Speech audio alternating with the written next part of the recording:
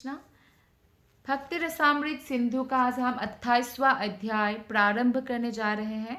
इस अध्याय का नाम है अस्तित्वात्मक सात्विक भाव प्रेम। जब भक्त कृष्ण के प्रेम में प्रत्यक्ष या अप्रत्यक्ष संबंध से गहन रूप में प्रभावित होता है तो उसकी दशा को सात्विक भाव कहा जाता है। और ऐसे भाव से कई सारा लक्षण जो है देखा जाता है। जैसे एक बार राधा रानी कुंड पुष्पों का हार गुथ रही थी, किंतु जैसे ही कृष्ण की बंशी की ध्वनि सुनी तो अब हार नहीं गुथ पा रही है, रुक गई। और जैसे माता यशोदा की आंखों के लिए कृष्ण वैसे ही है जैसे चातकी के नेत्रों के लिए बादल है, क्योंकि चातकी पक्षी सिर्फ और सिर्फ आसमान से गिरा हुआ पानी पीती है। वो कहीं से भी, ना पोखर से, ना नदी से, ना ही कोई समुद्र से वो पानी पीती है। तो जब वो बादल देखती है तो बहुत खुश होती है। वैसे ही जब कृष्ण गैया को चढ़ाकर वापस आते हैं तो यशोदा माँ को भी ऐसा ही अनुभव होता है, क्योंकि उनकी आंखें दिन भर कृष्ण को देखने के लिए तरसती है। तो यशोदा माता ने जब पुतना राक्षसी कृष्ण को लेकर चले जाते हैं और फिर कृष्ण उनका वध कर देते हैं और सामने जो है कृष्ण देखते हैं कि राक्षसी का शरीर गिरा हुआ, तो यशोदा माँ बहुत व्याकुल हो उठती है, लेकिन कृष्ण को सही सलामत देखकर वो बहुत खुश होते हैं।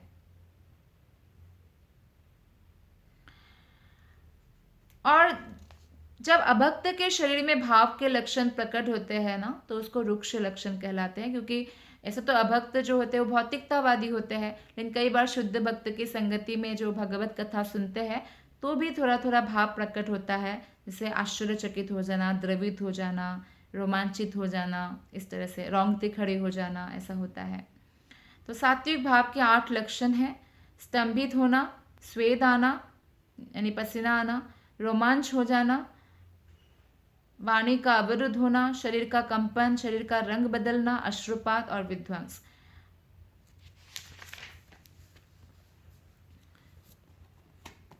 तो इस तरह से अब पहला हम डिस्कस करने जा रहे हैं स्तंभित होना। स्तंभित होने का जो लक्षण है, जैसे आश्चर्यचकित हो जाता है, वाणी रुक जाता है, बोलते बोलते स्तंभित हो गए तो व्यक्ति रुक जाता है। कोई भी गति कर रहा है, जैसे राधा रानी फूल बना रही थी तो कृष्ण की बांसुरी ध्वनि सुनकर एकदम स्तंभित हो गई, रुक गई। और इस तरह से जो है इन भावों का परिलक्षित होता है। एक दिन जब कृष्ण ने मालिन के वेश में उद्यान में प्रवेश किया, कृष्ण ऐसा करते हैं, कभी चूड़ी बेचने वाला बनकर जाएगा, कभी मालिन बनकर एक बार बगीचा में प्रवेश किया, क्योंकि गोपियाँ जो है फूल चुनने आती है, और गोपियों को हास परिहास से आनंदित किया। तो सारी गोपियाँ चकित हो गई थी कृष्ण को देखकर। फिर कृष्ण को जब उद्यान से जाते हुए देखा गोपियों ने, तो भावमग्न होकर देख रही थी, मानो उनके मन और नेत्र कृष्ण का अनुगमन कर रहे हो। कृष्ण का जाना उनको अच्छा नहीं लगता था, क्योंकि इन लक्षणों से दिखता है कि यद्यपि गोपियाँ तृप्त नहीं हुई थी, किंतु भावमय प्रेम से वह स्तंभित हो गई थी, क्योंकि कृष्ण के प्रति निरंतर उनके हृदय में भावमय प्रेम का जो धारा है वो बहती रहती है। जब कंस ने यज्ञशाला में कृष्ण को देखा, एक्चुअली क्या हुआ था कि कंस की यज्ञशाला में कृष्ण को मारने के लिए कंस ने बुलाया था और मल्लों से घिरे हुए थे। तो देवकी भी वहाँ थी, तो देवकी जो है स्तंभित हो गई थी, क्योंकि कोई भी माँ ऐसे नहीं चाहेगी इतने बड़े बड़े जो है मल्ल योद्धा के बीच में उनका बच्चा जो है युद्ध करने जा रहे हैं। और एक बार ऐसा हुआ जब ब्रह्मा जी, ये भागवतम में 10वें स्कंद के 13th चैप्टर में है, ब्रह्मा को जब पता चला कि ग्वाल बाल जो उन्होंने चुराया है और जो बछड़ा उन्होंने चुराया है, तो एक्चुअली वो तो है ही, लेकिन कृष्ण ने अपना एक्सपेंशन किया था और सारे ग्वाल बाल एक्चुअली कृष्ण ही थे, जितने भी ग्वाल बाल। इसलिए 1 साल तक जो ग्वाल बाल जो कृष्ण ही थे, कृष्ण ने एक्सपेंशन किया था बछड़े का, तो बछड़े भी गाय के बहुत प्यारे हो गए थे। और ग्वाल बाल सबको उनकी माताएं उतना ही प्रेम करती जितना कृष्ण को करती। भक्त का ये लक्षण है कि वो अपने परिवार परिजनों से भी अधिक कृष्ण से प्रेम करते, क्योंकि वो आत्मा है और कृष्ण ही एक्चुअली सबके प्रियतम है। ये स्वाभाविक है उनके अंदर। लेकिन जब कृष्ण ही उनके पुत्र बन गए, ग्वाल बाल बन गए, क्योंकि ब्रह्मा जी ने तो चुरा लिया था बाकी ग्वालों को, तो तब उनका प्रेम उनके प्रति इतना ही उभर गया, क्योंकि वो कृष्ण थे स्वयं। तो ब्रह्मा जी को जब पता चला अरे इतने सारे ग्वाल बाल जो है यहाँ पे कृष्ण के साथ, ही तो सारे कृष्ण ही है, तो स्तंभित रह गए। और जब ब्रजवासियों ने देखा कि कृष्ण ने गोवर्धन पर्वत को अपने बाएं हाथ में सबसे छोटे से उंगली में उठा लिया, जैसे मशरूम उठा लेता है कोई बच्चा आसानी से, तो भी स्तंभित हो गए थे। और जब कृष्ण बकासुर के उदर में प्रवेश कर रहा था, बकासुर कृष्ण को मारने आया था, कंस ने भेजा था, तो थोड़ी देर के लिए कृष्ण ना ऐसे उनके अंदर ऐसे चले गए थे मुंह से, तो सारे देवता शोकाकुल होकर स्वर्ग में स्तंभित हो गए। ऐसा कैसे हो गया, जो स्वयं भगवान है, भगवान को कैसे निगल गए बकासुर, ऐसा उनको लगा था। बाद में तो कृष्ण ने मार दिया था बकासुर को। नेक्स्ट पॉइंट है जो अष्टसात्विक विकार में आता है, पसीना आना, इसको स्वेद भी कहते हैं हिंदी में। एक गोपी राधा रानी को इस प्रकार संबोधित करती है, हे राधा रानी, आप व्यर्थ ही धूप को कोस रही है। मेरी समझ में आप कृष्ण का दर्शन करने से अत्यंत जो है भाव विभोर हो गई है, इसीलिए आपको पसीना आ रहा है। ऐसी बात नहीं कि धूप के कारण पसीना आ रहा है। तो ये जो पसीना आना का एक उदाहरण है कि जैसे कि राधा रानी को आ रहा था, तो एक बार कृष्ण एक्चुअली अभिमन्यु का एक बार रूप धारण कर लेते हैं, और अभिमन्यु का वेश धारण करके, राधा रानी का पति अभिमन्यु का वेश धारण करके वो राधा रानी से मिलने जाते हैं। तो एक बार रक्तक जो कृष्ण के मित्र हैं, उन्होंने देखा कि अभिमन्यु है, लेकिन वो अभिमन्यु नहीं थे, कृष्ण थे। तो वो ना उनको कठोर शब्द से कोसने लग गए, लेकिन बाद में जब रक्तक को पता चला अरे ये तो अभिमन्यु नहीं थे, कृष्ण ही थे, तो पसीना पसीना हो गया। ये पसीना जो है इसमें भाव था पर थोड़ा भय मिश्रित था। तो एक बार स्वर्ग के राजा इंद्र ने जो वृंदावन के ऊपर मुसलधार बारिश किया था, क्योंकि ब्रजवासियों ने उनकी पूजा छोड़कर गोवर्धन की पूजा की कृष्ण के कहने पर, तो कृष्ण ने गोवर्धन पर्वत तक उठा लिया था। लेकिन क्योंकि प्रलयंकारी बारिश किया था इंद्र ने, यह देखकर गरुड़ बादलों के ऊपर से ये घटना देख रहा था, और इसलिए वो क्रोध के कारण उनको पसीना आ गया था। ये भी कृष्ण के प्रति प्रेम के कारण ही है। नेक्स्ट है रोमांच होना। रोमांच मतलब रोंगटे खड़े हो जाना, रोमांचित हो जाना। जब माता यशोदा ने कृष्ण के मुख में सारा ब्रह्मांड देख लिया, कृष्ण ने मिट्टी खाया ऐसा कंप्लेन आया, तो माता ने बोला अच्छा नहीं खाया तुमने, चलो मुंह खोल कर दिखाओ। तो मुंह खोल कर देखा तो सारा ब्रह्मांड दिखा, तो उनकी रोंगटे खड़ी हो गई, है ना, भाव से। और रास नृत्य के समय कृष्ण अचानक राधा रानी के साथ अदृश्य हो गए थे, गोपियों की नज़र से अदृश्य हो गए थे। तो गोपियां उनकी खोज करने लगी थी। उस समय उन्होंने पृथ्वी को संबोधित करते हुए कहा गोपियों ने, हे पृथ्वी, आपने न जाने कितनी तपस्याएं की होंगी कि कृष्ण गोपियों के सामने तो अदृश्य हो सकते हैं, लेकिन कृष्ण अभी धरातल पर है, पृथ्वी पर है, तो पृथ्वी से कृष्ण का जो टच है, जो मिलन है, वो कभी भी अलग नहीं होता, क्योंकि पृथ्वी में है कृष्ण। तो इसलिए बोल रही है गोपिया कि आपने कितना ही तपस्या किया होगा कि निरंतर कृष्ण का आपको दर्शन होता है, कृष्ण आपको निरंतर स्पर्श करते रहते हैं। तो हमें लगता है कि आप बहुत हर्षित है, दिव्य आनंद में है। ये जो पेड़ पौधे हैं ना, ये आपकी रोंगटे खड़े हुए हैं, एक्चुअली ऐसे बोलती है। ग्वाल बालों के साथ कभी कभी कृष्ण युद्ध करने का जो है स्वांग करते थे, और इस स्वांग युद्ध में शंख बजाया तो प्रतिपक्ष में लड़ने वाले श्रीदामा को रोमांच हुआ। ऐसे ही बच्चे लोग जब खेलते हैं, खासकर जैसे ग्वाल बाल कृष्ण के साथ खेल रहे हैं, वो दो पार्टी हो गए और ऐसे युद्ध करते राजा महाराजा ऐसे, तो युद्ध में जैसे शंख बजाते हैं, ऐसे जूठा वो लोग शंख बजाते हैं, तो श्रीदामा जो श्री राधा रानी के भाई हैं, वो उनके रोंगटे खड़े हो गए प्रसन्नता से। तो इस प्रकार जब अर्जुन ने युद्ध क्षेत्र में, कुरुक्षेत्र में जब कृष्ण के विराट रूप देखा, क्योंकि वो देखना चाहते थे, तो कृष्ण ने दिखाया, तो उनके भी जो है रोंगटे खड़े हो गए थे। नेक्स्ट है अष्टसात्विक भाव प्रेम में स्वर कंपन। जब कृष्ण अक्रूर के रथ पर बैठकर मथुरा जा रहे थे, तो यशोदा मैया तथा सारी गोपियाँ उन्हें मना करने के लिए, रास्ता रोकने के लिए प्रयत्न कर रही थी। तो उस समय राधा रानी जो है इतनी विक्षुब्ध थी, इतनी इतनी दुखी थी कि कृष्ण अब जा रहे हैं, तो कंपित वाणी से स्वर कंपन, बातों में कंपन आ गया। उन्होंने माता यशोदा से प्रार्थना की कि वो अक्रूर को रोके। तो ऐसा ही ब्रह्मा जी के साथ भी हुआ था। जब ब्रह्मा कृष्ण के समक्ष नतमस्तक होने के बाद उठने लगे, क्योंकि उन्होंने बछड़े आदि छुड़ाया था, तो वो बाद में पता चला कि तो भगवान स्वयं कृष्ण ही है, वो कृष्ण के ही तेज लेने चले थे। तो उन माफ़ी मांगने गए थे, और जब क्षमा प्रार्थना मांगने के बाद नतमस्तक होकर जब वो ऊपर उठे, तो कंपित स्वर से वो भगवान की स्तुति करते हैं। जब गोपियाँ कृष्ण के साथ नृत्य करने की अभिलाषा से उनके पास गई थी, तो कृष्ण ने उनको कहा कि जाओ अपने घरों में वापस जाओ, इतनी रात को आप जंगल में क्यों आए हो? अच्छा, आए भी हो तो चलो, आप लोग शायद पूर्णिमा देखने आए हो ना, शरद पूर्णिमा। तो आपने देख लिया शरद पूर्णिमा में कितना सुंदर लगता है वृंदावन का जंगल। तो अभी अपने अपने घर वापस जाओ, यमुना का तट आपने देख लिया, सब कुछ देख लिया, वापस जाओ अपने घर। तो ऐसा कहते हैं। तो गोपियाँ जो है सब कुछ छोड़कर कृष्ण से मिलने आई थी। तो कृष्ण ने ऐसे कह दिया तो वो क्रोधित हो जाती है, प्रेम प्रेम वाला क्रोधित हो जाती है, और कंपित स्वर से कृष्ण से बातें करने लगती है। श्रीमद् भागवत में अक्रूर द्वारा हर्षजनित जो स्वर कंपन का उदाहरण मिलता है वो ऐसे है कि अक्रूर ने देखा कि सभी वैकुंठ लोक, जितने भी अनंत कोटि वैकुंठ लोक हैं, तो सभी वैकुंठ लोक ने यमुना नदी में विश्राम किया। तो ये देखकर अक्रूर समझ गए कि कृष्ण स्वयं भगवान है। तो उन्होंने कृष्ण के चरण कमलों में अपना सिर झुकाकर करबद्ध होकर अक्रूर कंपित स्वर से कृष्ण का स्तुति करना प्रारंभ करते हैं। और नेक्स्ट है कंपन।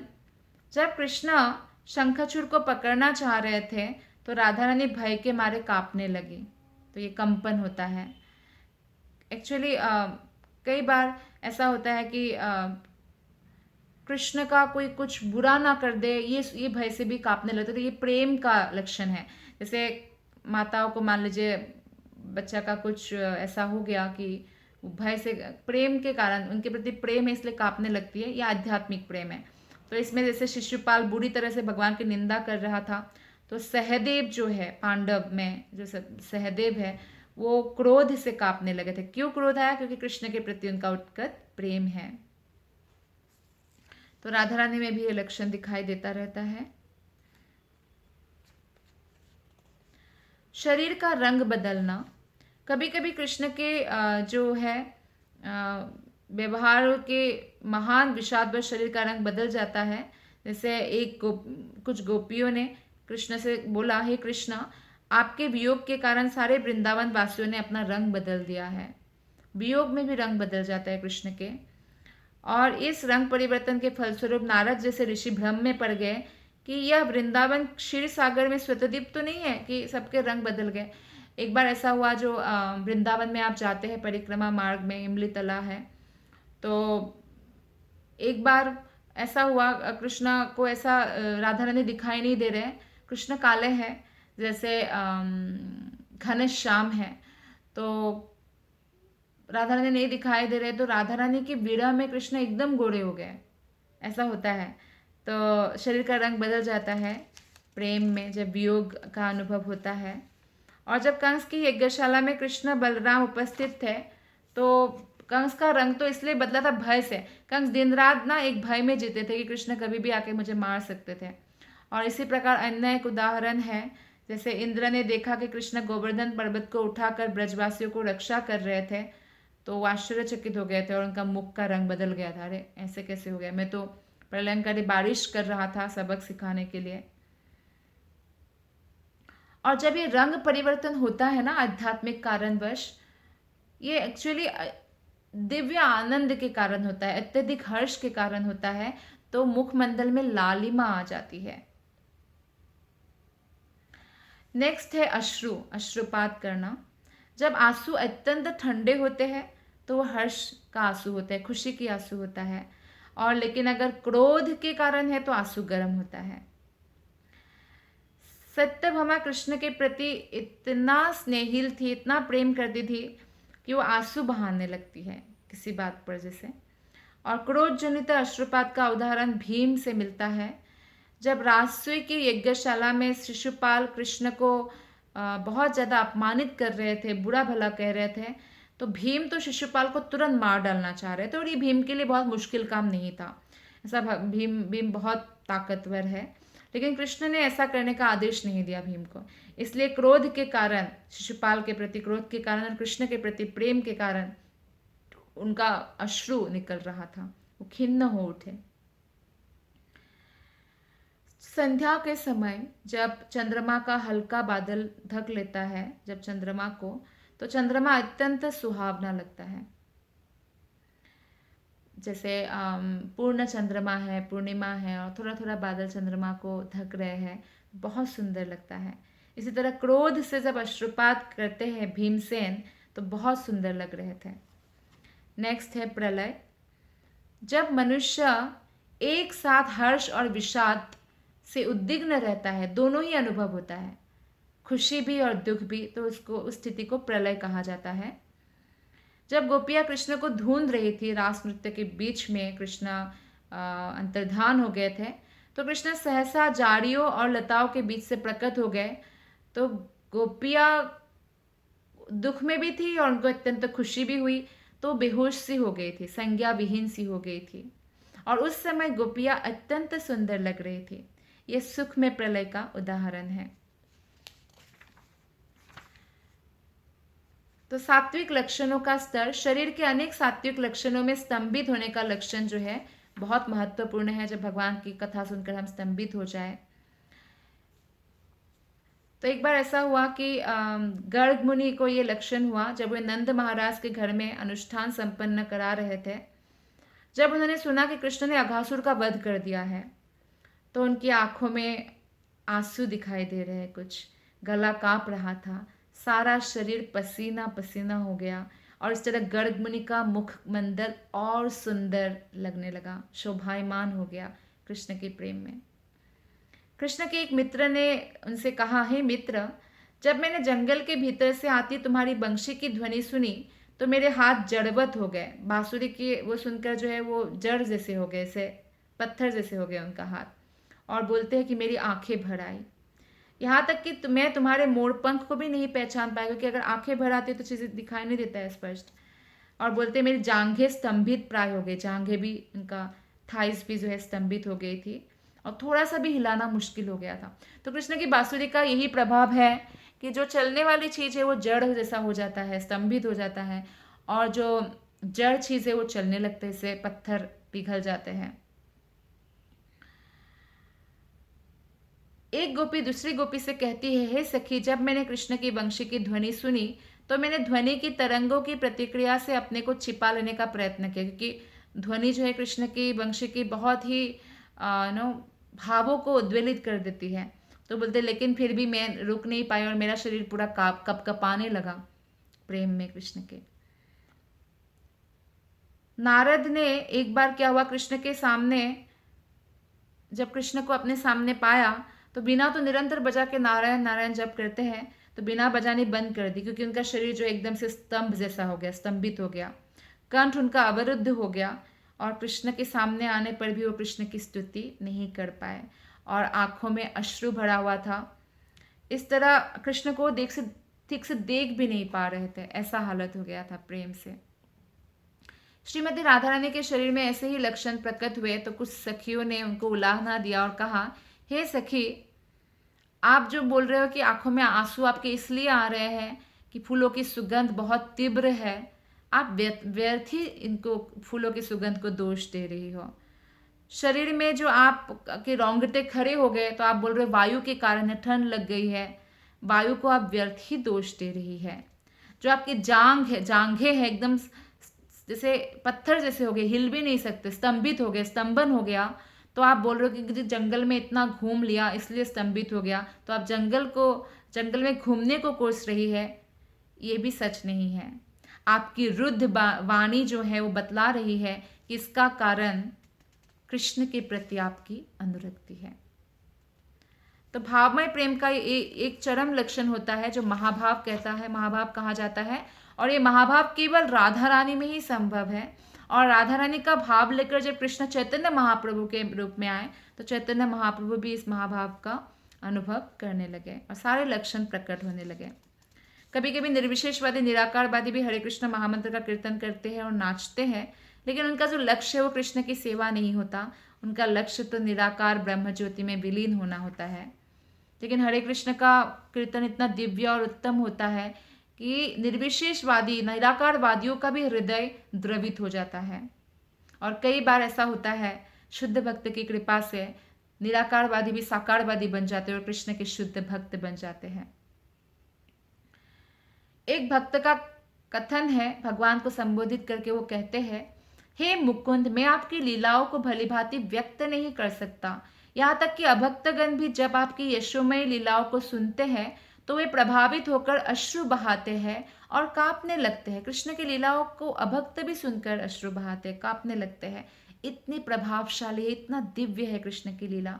ऐसे अभक्त वास्तव में द्रवित नहीं होते। जो अभक्त होते हैं वो कभी कभी ऐसे रोते हैं, तो ऐसे नहीं सोचना चाहिए कि अच्छा ये उत्तम अवस्था को प्राप्त कर लिया कि नहीं, उनका हृदय कठोर ही रहता है। लेकिन भगवान की महिमाओं का इतना अधिक प्रभाव होता है कि अभक्तगण भी कभी कभी अश्रुपात करते हैं, और अगर इस तरह वो निरंतर भगवान के भक्तों की संगति करते रहे तो वो शुद्ध भक्त भी बन सकते हैं। इसी के साथ 28वां अध्याय का समापन हुआ। आप सबका बहुत बहुत धन्यवाद।